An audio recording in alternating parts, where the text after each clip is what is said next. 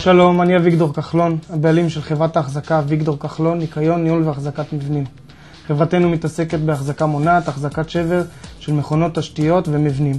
בנוסף אנחנו מבצעים שיפוצים כלליים. נשמח לתת לכם שירות.